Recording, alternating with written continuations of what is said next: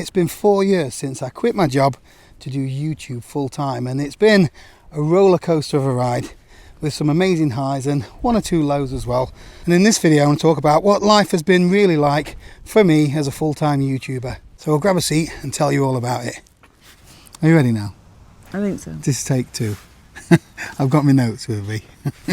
With your little money clip? With my little money clip apparently.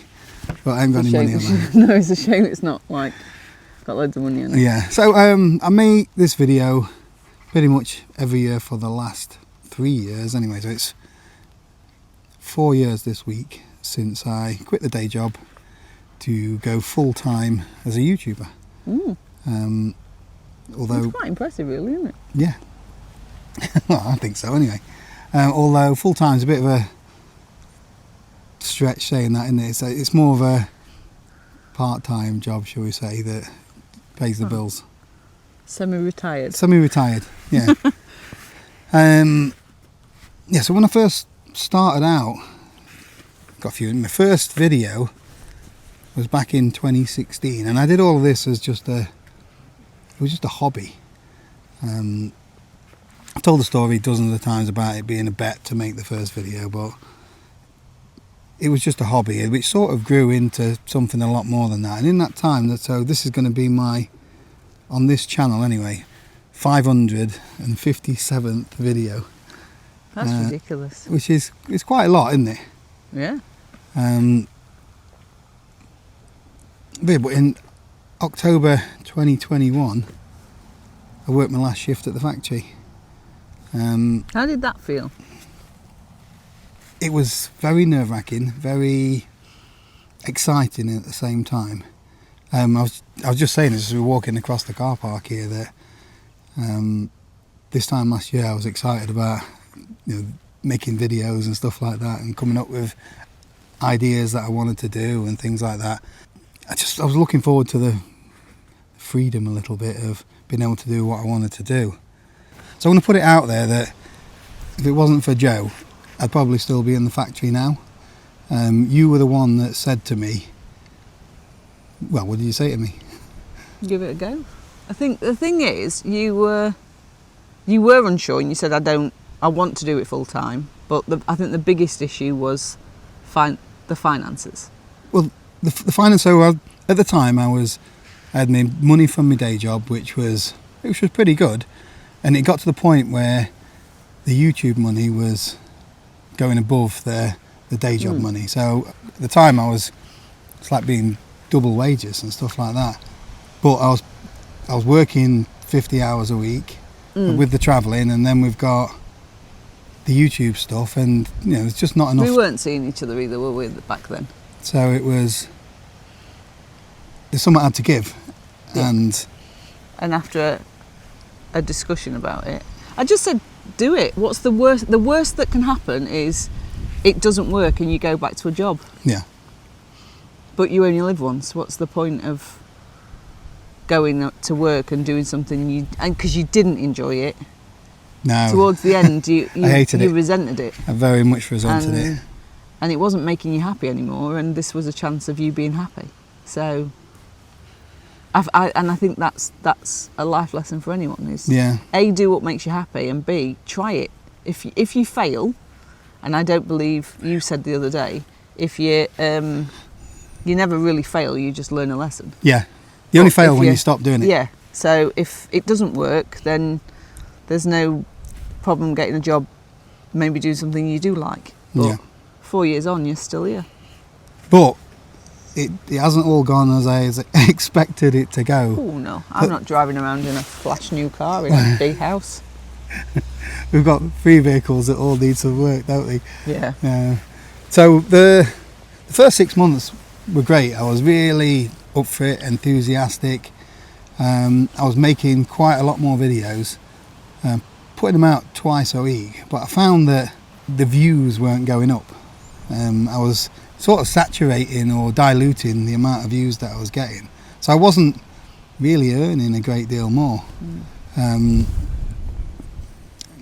felt like I was putting twice the effort in for half the reward. Well, for the same rewards I was getting for half the work anyway, and it started to put a little bit of pressure on things. So it was around the time, so it was after the pandemic. There were lots of other people that were getting into the outdoors. Just before then, I'd got a bit of a boost in me subscribers and the views and things like that, and that helped make the decision to go for it. But at that time as well, there were lots of other people starting up new channels. They're making better videos, more exciting videos, different kind of thing to what I was doing. But suddenly there's only so many camping kind of videos that you can watch, isn't there? And I think a lot of people's views started to go down a little bit, and then in probably spring 2022 I started to have a few problems, didn't I? How did you notice what was going off? You didn't move out of the chair, so the things that you used to enjoy, which was getting outside, going camping, you didn't do anymore. You sat in the chair that's no longer there because I've removed it, because I hated sitting. You just sat in a chair for... The chair of doom. Well, it was. You'd wake up in the morning, you'd sit in the chair, you wouldn't do anything, and then you'd continue to do that all day until you went to bed. And having had depression for a large portion of my adult life, I could see the signs, but you needed to admit that there was something wrong before you could get some help with it. See, I was always a pull your socks up, stiff upper lip, that kind of bloke. And I thought that if you were struggling mentally, it was because you were weak in some way. And I felt weak. I didn't want to admit that I had a problem, and I shouldn't have had a problem. I was doing my dream job. I think that's the thing about depression, is it doesn't discriminate. It doesn't matter. You can have everything in the world, but it's about your brain processing stuff, and that's what you had. You had some negativity in comments and a bit of a lost belief in yourself and the channel. Yeah. And you mentally shut down. Yeah, I wouldn't really explain it to you. I wouldn't talk to you, would I? No, and it wasn't. You went out with you. In fact, you came here. You went and sat on the bench. It wasn't this bench. It was a bench from earlier. We walked past it earlier, and you sat there and you basically filmed something for myself. Well, just to for me, and for really, you, just to be able to say the things that I wanted to say, and just get it off my chest. It was never meant to hit you crying. I remember you sending it me at work. Yeah, it was never meant to go on YouTube or anything like that. Yeah, I watched it in my lunch hour. I cried then, and then said that needs to go out because it might just help somebody else. Yeah. But this is not about that, is it? No. This was supposed to be we made it 4 years, but it's not always been easy. And yes. That was back in June 2022, and I got such a positive response from people in the comments, and lots of views. There was thousands of comments. And I had lots of other messages and emails from people saying how much it helped them, how much it allowed. Now. Yeah, we've had family members that said they'd watched that, and that allowed them to be able to talk to their people. Yeah. Husbands and wives were talking to each other that they'd never spoken to each other before, in a way they hadn't anyway. And it was that was nice to have made a little bit of a difference to other people. And from a selfish point of view, it helped me. Yeah. Helped me no end. But you digress. Years. So it hasn't always been easy, and financially it hasn't always been easy either. No. During that time I still had to make a couple of videos that I didn't really want to get out and make. I had one contractual obligation, didn't I? And that was with Squarespace, the channel sponsor. And they've been really, really supportive over the last 4 or 5 years or whatever. They've allowed me to be able to do what I do. And is that a good place? It's a good place to lead into. Yeah, because Squarespace have sponsored this video as well. If you don't know who Squarespace are, what are they? They are the leading website in providing you with a website. There's number one place to go if you want to have a go at building a website of your own. Okay, they're the number one place to go if you want to have a go at building a website of your own. So you can edit that bit. Yeah. So I use my website for promoting the YouTube channel, sending out newsletters and promoting me raffles and things like that, whereas you use yours for selling your artwork and paintings. Yeah. What do you reckon to the e-commerce feature on it? It's just easy. Yeah. Takes And all the payments I'm for not you, saying doesn't it? that because Squarespace are, paying our mortgage. It's because it's so easy to do. Yeah. There's loads of other features that they've got. You can check the analytics, you can set up subscription services. If you Use fancy AI now. Oh, yeah, and AI. What I really like is their social media. They build you videos and stuff for social media that promotes, so you can use it for I promoting. didn't even know that. Yeah. Yeah, So when I put a fancy post on Instagram, I haven't made it myself. Squarespace has made has it done it for for you. Yeah. So if you fancy having a go at building a website of your own, if you click the link in the description below or head over to squarespace.com/Paul Messner, you get a totally free trial, and when you're ready to go live, you'll get how much? 10% off your first purchase. She's not done her own work. The good thing about having that contract, I guess, was it made you go out. Yeah. It gave you It gave me a purpose again. yeah. Because I think had you not have had to go out, you may have just stewed and maybe I was plotting channel wasn't- how to go yeah, back yeah. to work. you'd even applied for a job, hadn't you? Yeah. Yeah. Unbeknown to me. I didn't get a response.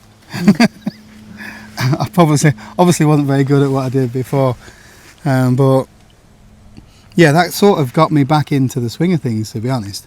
And That and the support of everyone. yeah, a little bit more confidence. I took a big back step from social media as well, though, didn't I? Yeah. So I quit the Instagram and Facebook for a bit.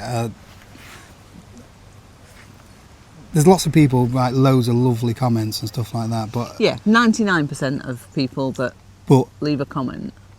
There's one or two that are negative, and some are quite brutal and quite nasty, and they're the ones that sort of crawl underneath your skin and get into your head and get into your heart and hurt you. For me, because there are some really nasty, like kind of comments you wouldn't walk up to someone in the street and say.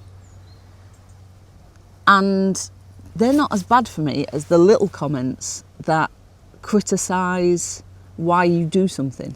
Ah, yeah. And they're the ones that I have to reply to. I get really angry. So Joe's got this little system that she uses, because I say, you're not Just allowed leave it. to say that, but she writes it out, don't you? Yeah, so I reply to the comment, I screenshot it, delete it, but then I send it you so that you... Yeah, and so- every now and again you go, you can send that. Yeah, so she doesn't actually post it most of the time, but it's difficult because we're human beings and we haven't got mega thick skin, have we, to be honest? No.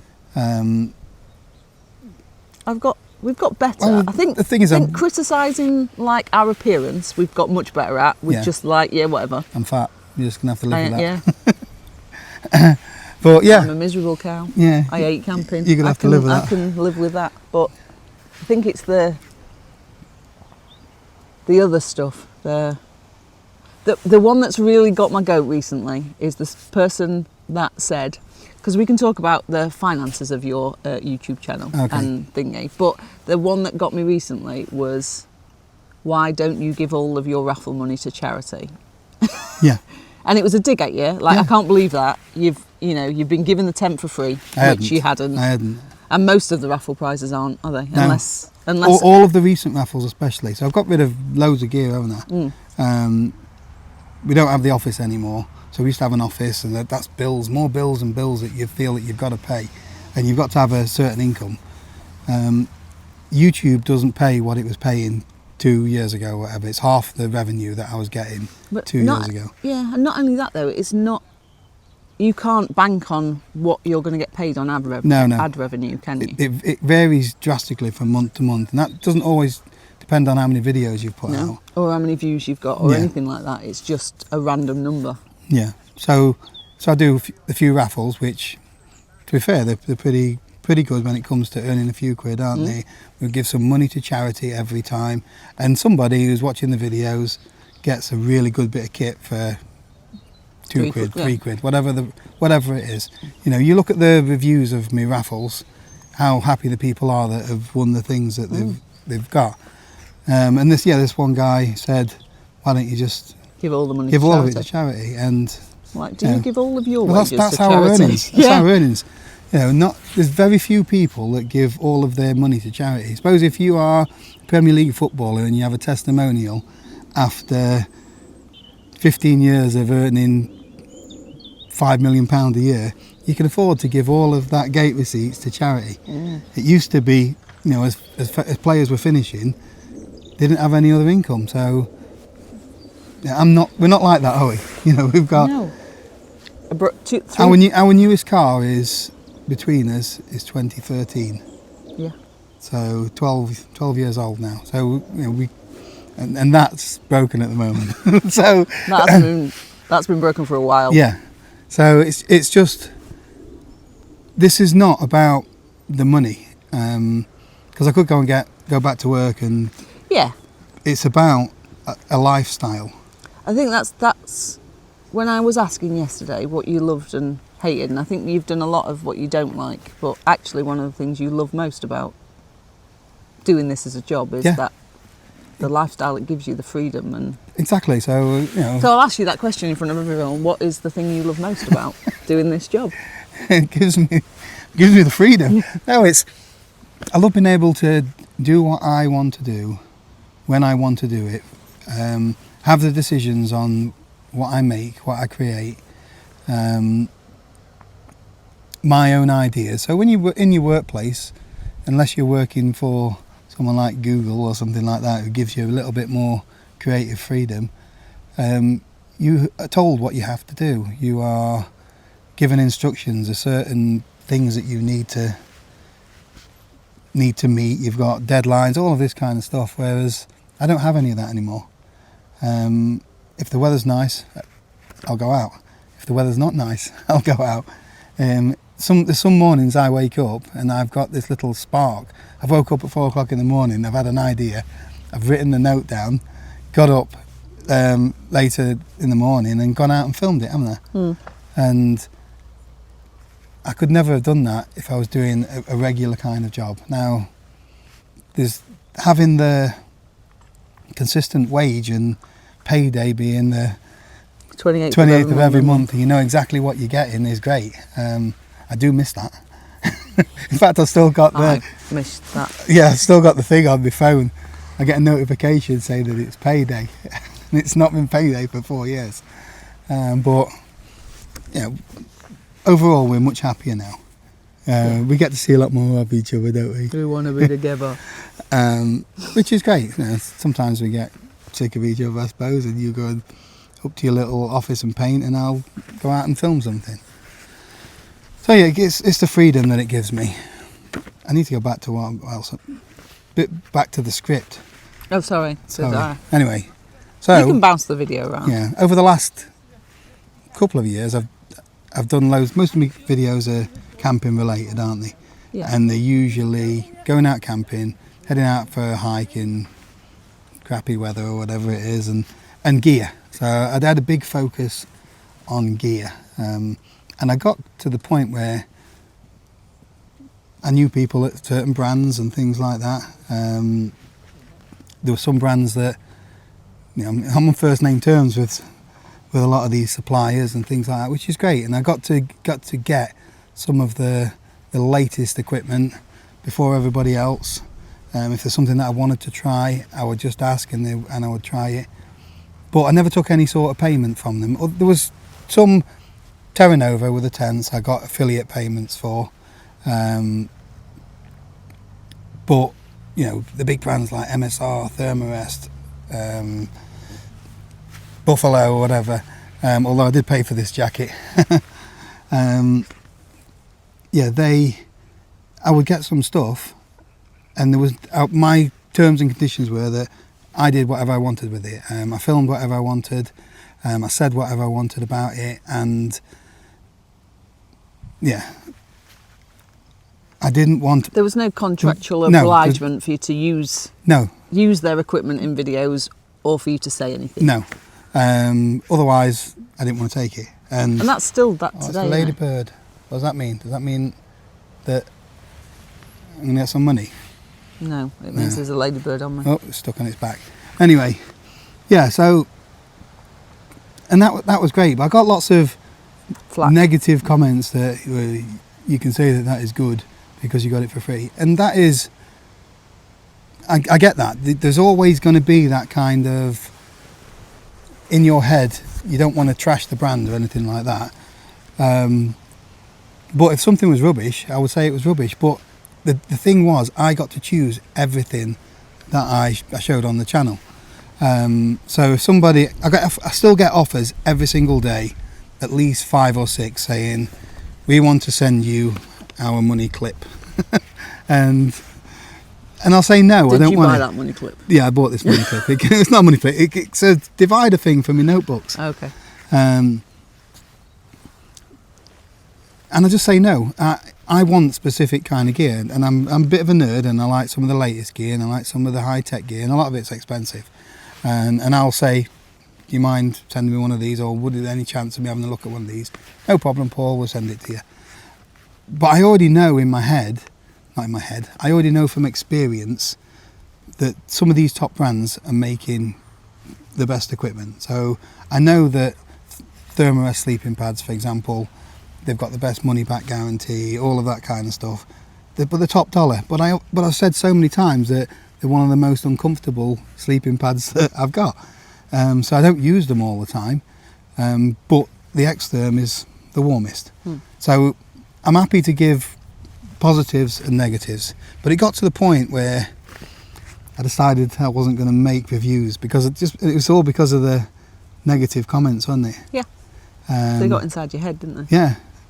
I'm just a shill, I'm just this, I'm just that. I'm just an enthusiast, to be honest, of the outdoors, and I love everything outdoorsy, the gear, I love the cameras, everything that goes with it. Go on. I was just going to say, I wonder if, because when was that, about two years ago? Something like that. If you hadn't have stopped, I'd be driving around in a brand new Range Rover. Maybe. I don't know. But yeah, so anyway, I said I was going to not make reviews anymore.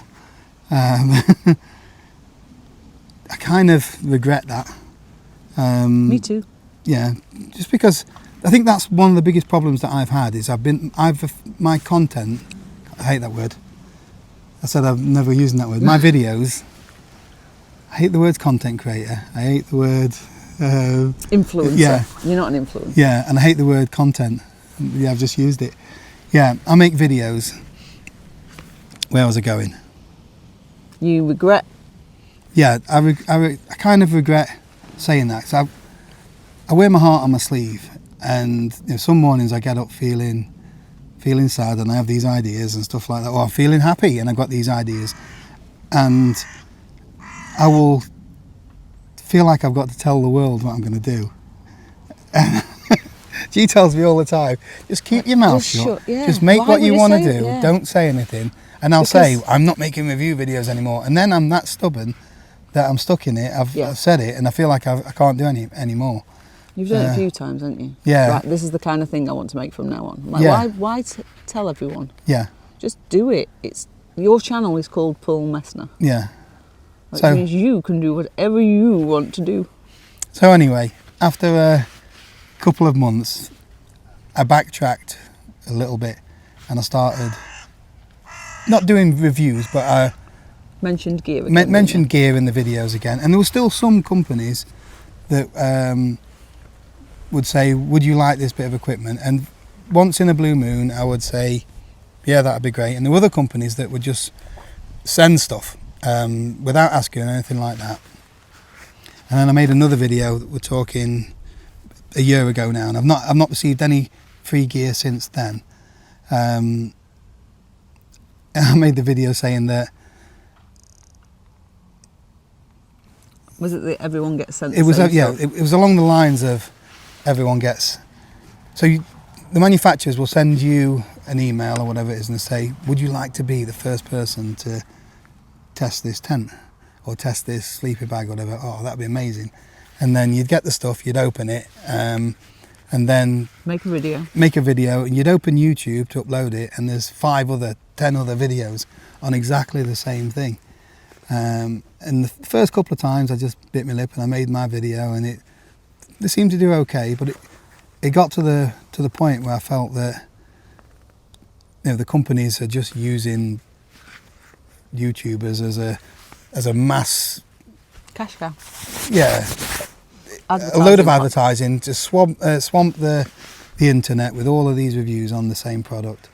And I called it out a little bit, got a little bit of flack for it, but I was happy with that. My skin had got a little bit thicker since then.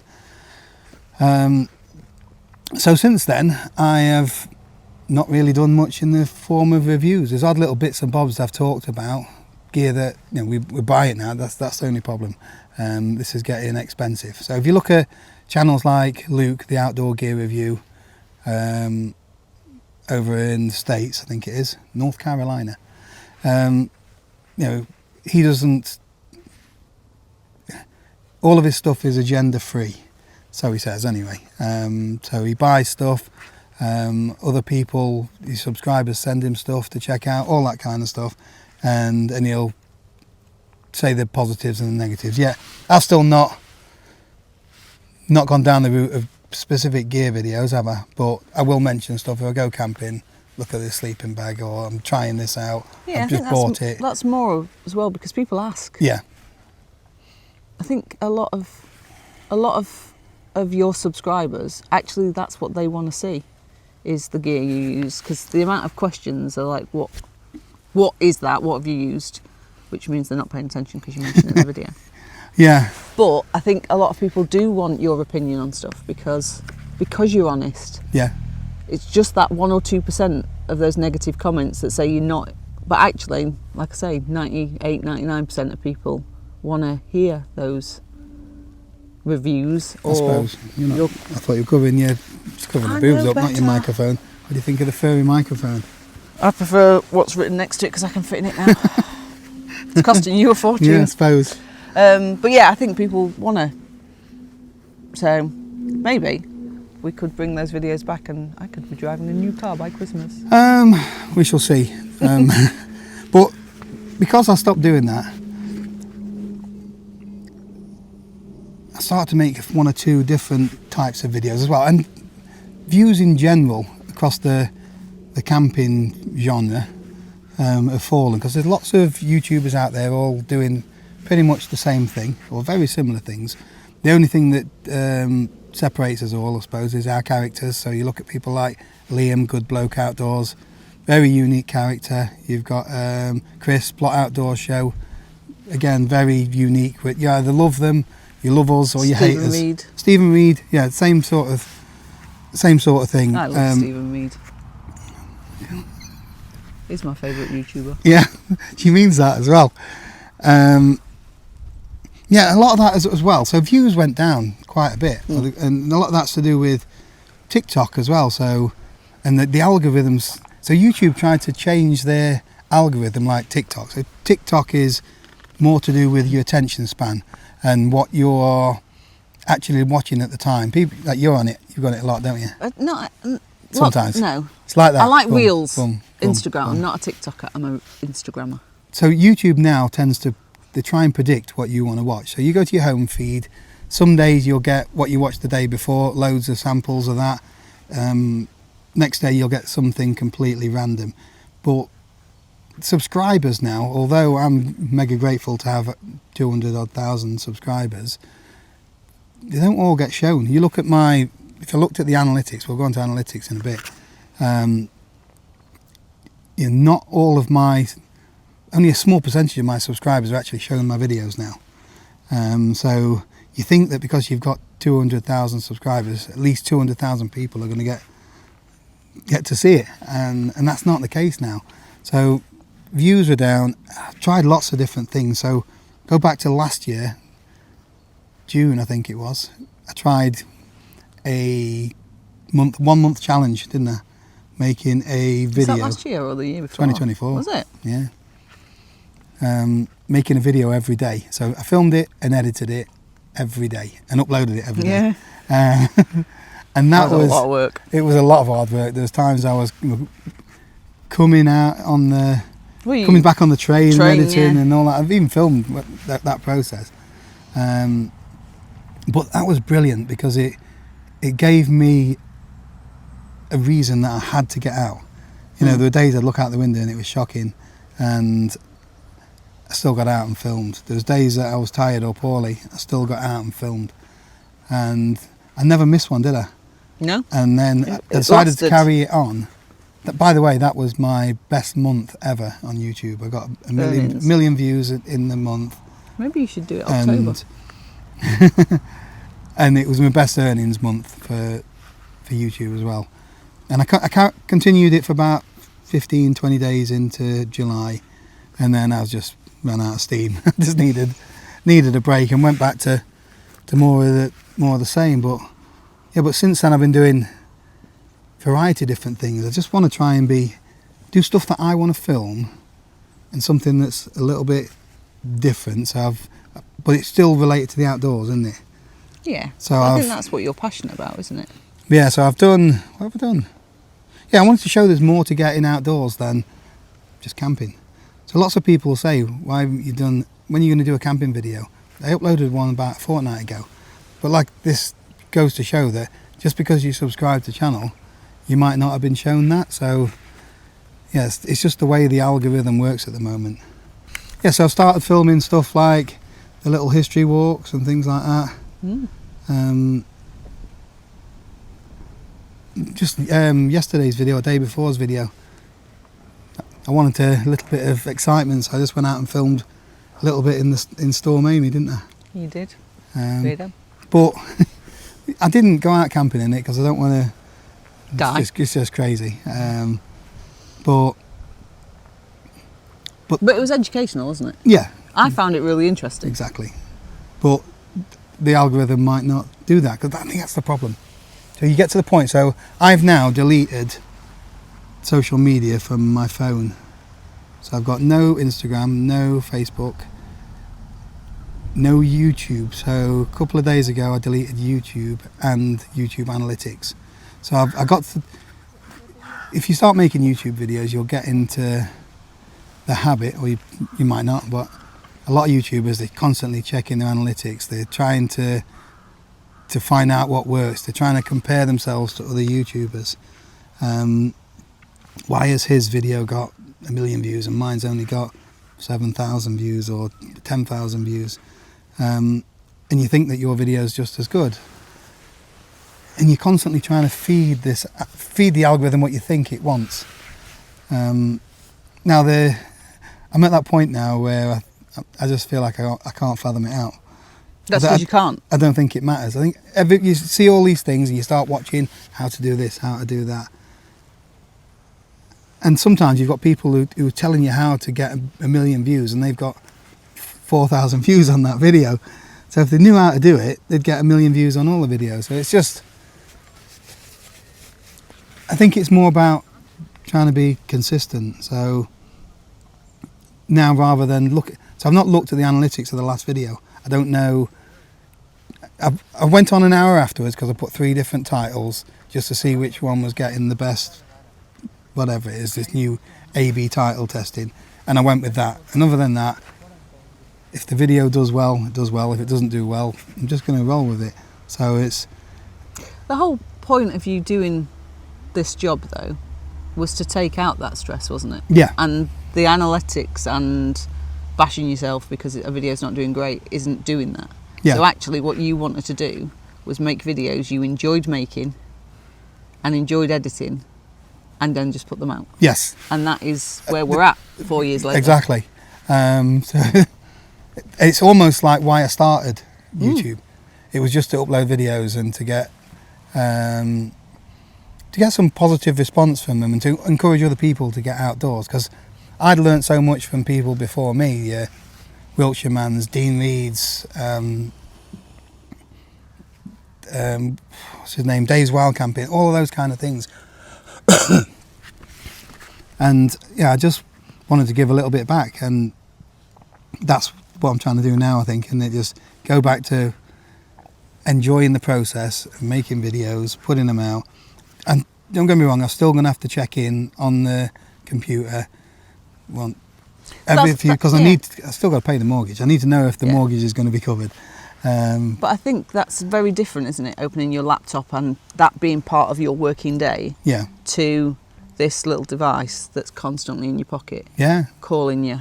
I would pick it up, get up in the morning. Sometimes if the video had gone out the day before I'd said good morning to Joe, I'd check the analytics on the video to see how the video was doing. And that's not right. It shouldn't have that sort of control of your life, and it was starting to get that way, so get rid of it. I've got rid of me Apple Watch. I thought you were doing wedding rings. It's got a normal analog watch. If I could get rid of this altogether and go to a Nokia one, then I would, but I need to do my banking. There's simple little things that if you can have a Nokia that's got Google Maps and you know what I mean? Yeah, but then it becomes a smartphone. I know, but I don't need all the other stuff. The social media, so I've just took them off. So YouTube, it can make you, and it can break you as well. I feel like it's made me, because we've had the best, other than odd little periods of time. It's been a brilliant 4 years, hasn't it? Yeah, we've done a lot of things. We've travelled, done things like the NC 500 and filmed it. It's allowed us to be able to go and do some. We're not one of these people that can afford to go all over the world and get on aeroplanes and all that kind of stuff. But I've been able to get out whenever I want to get out. But there's been times as well where I've been really low. In fact, YouTube has given me arguably one of the lowest points of my life. I'm going to put it out there that while... So it nearly broke me, didn't it? No, it did, but I think that may have happened anyway, and it could have just been, if you were at work, that may have happened. Maybe. So let's not blame YouTube. Well, I'm just saying it's not all... It's not. It absolutely isn't. And sunsets. And you'll see people starting out on YouTube now that are getting, expecting what you have. Yeah. I mean, it's taken... What did we say? It's nearly 10 years. It's 9 years now since uploaded your first video. video. 9.5 years since I uploaded my first ever so video. So it's taken you nearly 10 years to get to this point. But I think a lot of people, I was going to say kids, but it's not kids, it's people of all ages. Yeah. Think, I'm going to start a YouTube channel and it'll be really easy and I'll be making money before you know it. And actually, it's really not easy. It's not easy just to get started. So there's how many videos are uploaded to YouTube each day? Do you know? There's 20 million. About 20 million. 20 million videos a day uploaded. So people can watch whatever they want on whatever they want, and you've got to stand out in that crowd. Yeah, but you don't. That's it. Because to stand out in that crowd, you've got to have... I'm going to disagree with you. Why? Because you said it is hard to make a living out of YouTube. That's not a fact, but it's so easy to make it. Oh, yeah. It's so easy to be a YouTuber. No, and that's what you can just pick up the camera, press record, and upload to do it as a living. It's hard. To make a living from YouTube is really, really hard. Yeah, and what people see is your Mr. Beasts and your, the Sug twins or whatever they were, who make a living. The what twins? Sugs. Never heard of them. Joe Sugg and I can't remember her name, but yeah. Okay. My kids liked them years ago and they're still making a decent living, I'm guessing now. But they're characters and... Yeah. It's when you think about it, as daft as it seems, I'm probably in the top 2% or something, maybe 1% of YouTubers who've got over 100,000 subscribers.